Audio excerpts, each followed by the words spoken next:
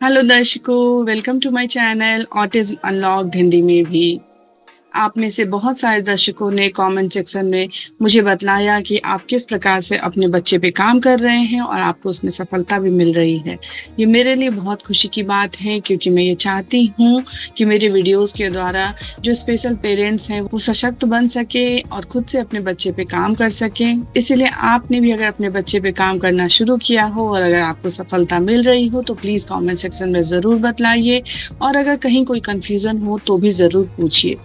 आप में से ही एक दर्शक ने मुझसे पूछा है कि पिछले वीडियो में जब मैंने उन्हें बतलाया कि बच्चे को सवाल पूछना कैसे सिखलाया जाए, तो वहाँ पे उन्होंने अपने बच्चे पे कुछ प्रयास करके देखा जहाँ उन्हें सफलता नहीं मिली।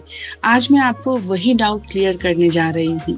मेरे पिछले वीडियो में मैंने आप लोगों को बतलाया था कि बच्चे को जब शब्द आ जाए, शब्द ज्ञान हो जाए, मीनिंगफुल शब्द आ जाए और बच्चा सवाल समझना शुरू कर दे, यानी हर तरह के सवाल समझना शुरू कर दे और जवाब देना शुरू कर दे, तो उसके बाद हम उसे सवाल पूछने के लिए प्रोत्साहित कर सकते हैं। यहाँ पर ध्यान देने की बात ये है कि बच्चा सिर्फ आपके सवालों का जवाब ना दे, आपके आसपास के कुछ लोगों के सवालों का भी जवाब देना शुरू कर दे।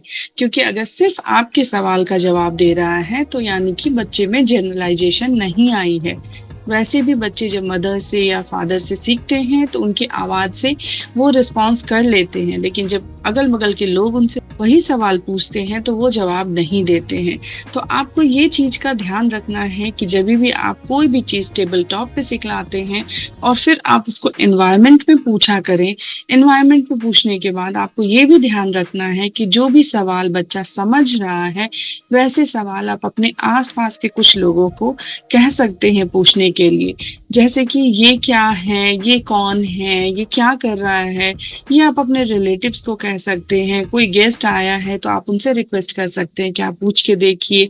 शुरुआत में बच्चा शायद ना रिस्पॉन्स करे, लेकिन धीरे धीरे बच्चा अलग अलग लोगों को जब रिस्पॉन्स करने लगता है तो वही जनरलाइजेशन कहलाता है। और वही मेन चीज है कि बच्चा सिर्फ हमारे सवालों का जवाब ना दे बल्कि बहुत सारे लोगों के सवाल का जवाब दे। आप सोचेंगे कि अब आप किसको कहने जाएंगे कि बच्चे से आप सवाल पूछें।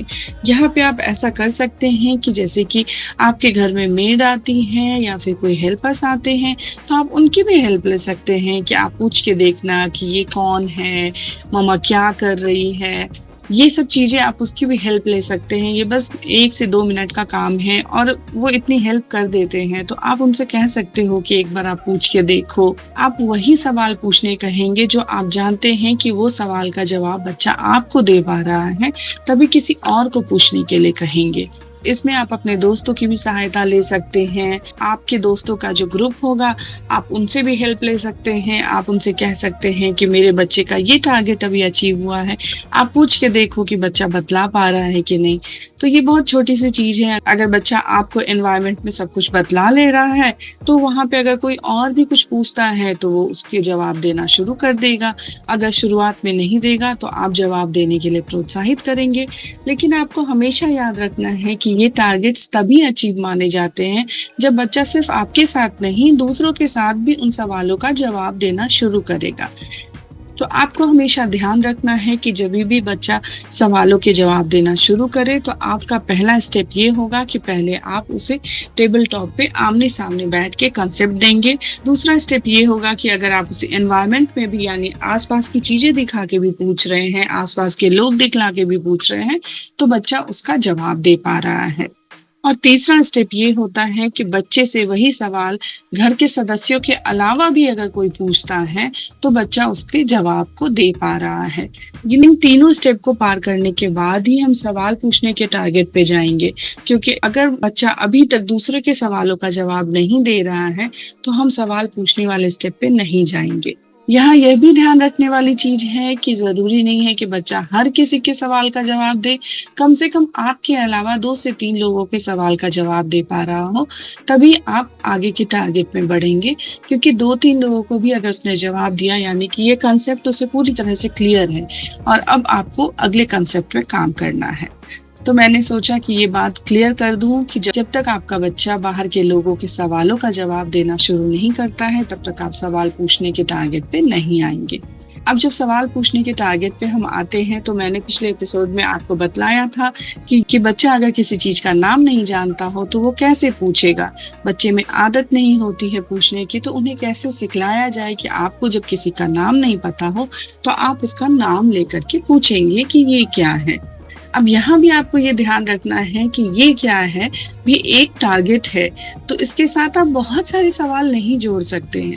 जैसे कि सवाल सिखलाते वक़्त भी हमने हर सवाल के लिए कम से कम 1 हफ्ते दिए थे, वैसे ही सवाल पूछने के समय भी हर हफ्ते एक टारगेट रखना ज़रूरी है। पिछले एपिसोड में मैंने आपको बतलाया था कि ये क्या है, बच्चा किस तरह से पूछे, इसके लिए आपको कैसे प्रोत्साहित करना है। आज मैं आपको बतलाने जा रही हूँ कि बच्चा अगर कोई चीज़ खोज रहा है, उसे चीज़ें नहीं मिल रही हैं, तो जनरली हमारे बच्चे बहुत रोना शुरू कर देते हैं, टैंट्रम्स देने लगते हैं। उस समय में बच्चे को ये पूछना आए कि ये चीज़ कहाँ है? यानी कि कहाँ है पूछना कैसे आए बच्चे को, आज मैं आपको वो बतलाने जा रही हूँ। हमारे बच्चों को जब कोई चीज़ नहीं मिलती है, तो वो बहुत तरह से टैंट्रम दिखलाते हैं, वो नाम बोलते हैं, लेकिन ये नहीं बोलते हैं कि आखिर उन्हें वो चाहिए या फिर कहाँ है, इस तरह की चीज़ें वो नहीं बोलते हैं। हम उन्हें फट से लाके वो सामान दे देते हैं, लेकिन अब हमें ये काम रोकना पड़ेगा, क्योंकि हमें अब उससे पूरे सेंटेंस बुलवाने हैं कि अगर उसे कोई चीज़ चाहिए तो वो पूछना है उसे कि ये चीज़ कहाँ है। अब आप सोचोगे कि ये कैसे हम टारगेट अचीव करें? मैं अगर अपने एक्सपीरियंस की बात करूँ, तो हम बाहर जाने के समय में ये मौका तलाशते थे। तो हम जभी भी कहीं बाहर जाते थे, तो उससे पहले हम ये टारगेट रखते थे कि अभी ही मौका है कि हम सिखलाएँगे बच्चे को कि कहाँ है का प्रयोग कैसे किया जाए। तो जो उपाय मैंने इस्तेमाल किया वो ये था कि जब हम कहीं बाहर जाने के लिए रेडी होते रहते थे, उस समय में हम सबके शूज़ लेके आ जाते थे। जैसे अगर मैं हूँ, मेरे हस्बैंड हैं और मेरा बेटा है, हम तीनों के शूज़ मैंने एक साइड में रख दिए और फिर हम अपना आराम से सब तैयार होते थे और अथर्व को भी तैयार करते थे। जब सब तैयार हो जाते थे, तो सब अपने-अपने शूज़ पहनने लगते थे। इस समय में अथर्व के शूज़ वहाँ नहीं होते थे। अथर्व उस समय में बहुत परेशान होके घूमता था। अगर बच्चे को पता है कि शूज़ कहाँ रहते हैं, वो शू रैक के पास जाएगा, तो उस समय में हम शूज़ उसकी शू रैक से हटा देते थे और शू रैक से हटा के किसी और जगह रख देते थे। मान लीजिए एक ऐसी जगह हम रख देते थे जो अथर्व सोच नहीं पाता था कि कहाँ होगा वो शूज़, तो उस समय में बहुत परेशान होता था और हम उसे परेशान होने देते थे, क्योंकि तभी वो सोचेगा कि आखिर मुझे क्या बोलना है। फिर वो बोलता था शूज़, शूज़, लेकिन अभी वो पूरे सेंटेंस नहीं बोलता था। उस समय में हमारा पूरा परिवार उसे सिखलाने में लग जाता था। जैसे कि मैं उसे बोलती थी, शूज़ कहाँ है? शूज़ कहाँ है? फिर वो इस चीज़ को रिपीट करता था, शूज़ कहाँ है? शूज़ कहाँ है? और हम उसे खोजने में उसकी मदद करते थे। जैसे एक रूम से निकल के दूसरे रूम में गए, शूज़ कहाँ है? शूज़ कहाँ है? अथर्व भी रिपीट करता था, शूज़ कहाँ है? शूज़ कहाँ है? और जैसे ही शूज़ दिखता था हम कहते थे, शूज़ वहाँ हैं, शूज़ वहाँ हैं। फिर धीरे-धीरे ये करते-करते उसे समझ में आ गया कि कब जब कोई चीज़ नहीं मिल रही है, तो उसे हमें पूछना है कि कहाँ है। जैसे वो बिस्किट बहुत पसंद करता था, तो उसके बिस्किट के डब्बे को छुपा देती थी और जब वो कहता था बिस्किट, बिस्किट, तो उस समय में मैं खोजने की कोशिश करती थी, उसे दिखलाती थी कि मैं भी खोज रही हूँ, बिस्किट कहाँ है, बिस्किट कहाँ है? और वो साथ में मेरी चीज़ों को रिपीट करता था।